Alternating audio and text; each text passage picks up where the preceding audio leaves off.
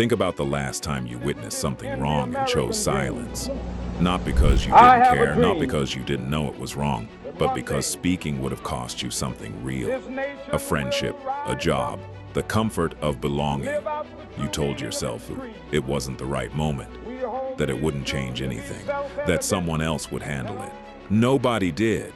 And somewhere in the back of your mind, you already know what that silence cost you. Not externally, inside. That slight erosion, that small distance between who you claim to be and who you actually were in that moment. Most people never examine that distance. This video does, and it will be uncomfortable. There is a kind of violence that leaves no marks, no bruises, no blood, no evidence that anything happened at all. It is the violence of watching something wrong unfold and choosing to remain still. The violence of knowing exactly what should be said and deciding in that precise moment that your comfort is worth more than your conscience. Because the thing most people will not tell you is this: you are probably already complicit in something, not through malice, not through cruelty, but through silence. And that silence is slowly costing you something you cannot get back. Martin Luther King did not just march. He diagnosed. And one of his most precise diagnoses was this: in the end, we will remember not the words of our enemies, but the silence of our friends. Read that slowly.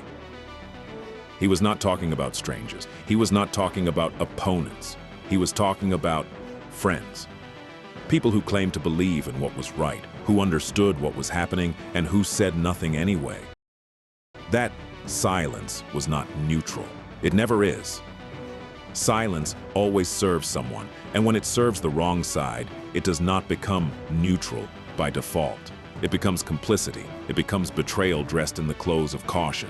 We tell ourselves it is wisdom. We call it picking our battles. We call it being strategic. But if you are honest, beneath those justifications lies something simpler and more uncomfortable. You stay silent because speaking costs something real. It costs relationships, it costs reputation, it costs the ease of belonging. And so you make a quiet calculation, often without even noticing you are making it, and you decide that the cost is too high. This is where complicity begins. Not with a dramatic decision, with a quiet one. Consider what this looks like in practice. Not in history, not in distant political movements. Right now, in your life, it is. The meeting where everyone in the room knows the decision being made is wrong, but no one disrupts the consensus because disrupting the consensus means becoming the problem. It is the family gathering where something is said that you know is false or cruel, but you let it pass because challenging it would ruin the evening. It is the pattern you notice at work, the treatment you observe, the system you can see is broken, and you say nothing because naming it would cost you something you are not ready to lose. Each silence builds on the last. Each small surrender makes the next one feel more justified. And slowly, across months and years, you become someone you did not design yourself to be. Not through failure, through compromise, through the steady accumulation of moments where comfort defeated conviction. Fear is the architect of this process.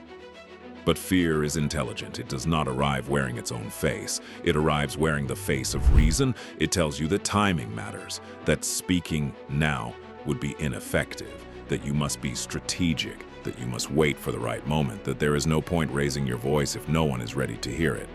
These are not lies exactly. They contain enough truth to be convincing, but they are deployed in service of inaction, and inaction, in the presence of injustice, is itself a position. There is no neutral ground when something wrong is happening. There is only the side that benefits from your silence and the side that suffers from it. This is not rhetoric. This is the simple mechanics of how systems perpetuate themselves. They do not need everyone to participate actively. They only need enough people to stay quiet. Your silence is not an absence from the equation. It is a variable that has been calculated. Now here's the question you need to sit with, and I want you to actually sit with it rather than moving past it. Think of one moment, just one, in the past year where you knew something should be said and you did not say it, where you saw something that should have been named and you did not name it, where someone needed someone to speak and you remained still. What did you tell yourself in that moment? And more importantly, what did it cost you? Not externally, internally. because there is a cost and you know what it is. It is a slight erosion, a small withdrawal from the account of your own self-respect. You can justify it. You can explain it away to anyone who asks, including yourself, but you cannot unfeel it. And these moments accumulate into a weight that has no name but that you carry constantly. A quiet knowledge that when it mattered, you chose the easier path. The psychological term for what happens inside groups where everyone stays silent is pluralistic ignorance. It is the condition where each individual privately disagrees or feels discomfort, but assumes that everyone else is fine with what is happening. And so no one speaks, because everyone believes they are the only one who feels what they feel. The silence is not born from consensus. It is born from the false perception of consensus. This is why one voice changes everything, not because one voice has unusual power, but because it breaks the illusion. When one person in a room speaks what others are privately thinking, the room shifts. Not everyone will respond. Some will resent the disruption, but others quietly will feel relief. They were waiting for permission. Your willingness to speak becomes the permission they needed. You do not need to be the loudest person in the room.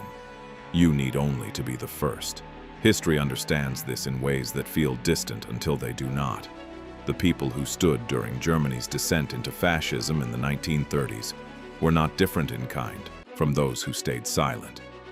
They were not born braver. They were not constitutionally different. What separated them was a decision, made in advance, about what they would and would not surrender. And when the moment came, that decision had already been made.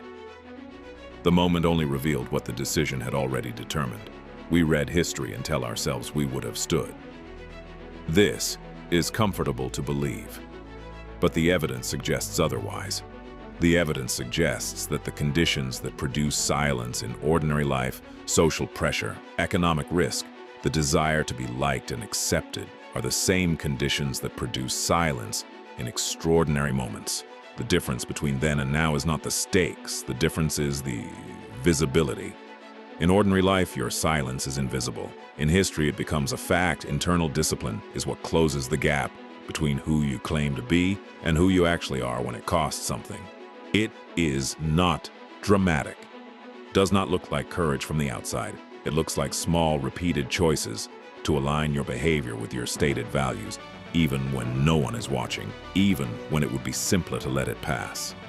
It is the choice to not laugh at what you do not find acceptable, to not nod along with what you know to be false, to not participate in the small corruptions that everyone accepts as the price of belonging.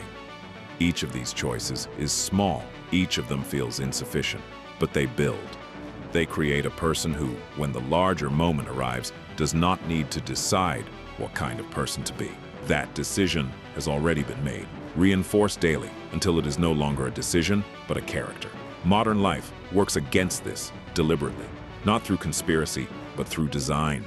Infinite distraction, infinite comfort, infinite permission to remain in your private world and leave the public one to others.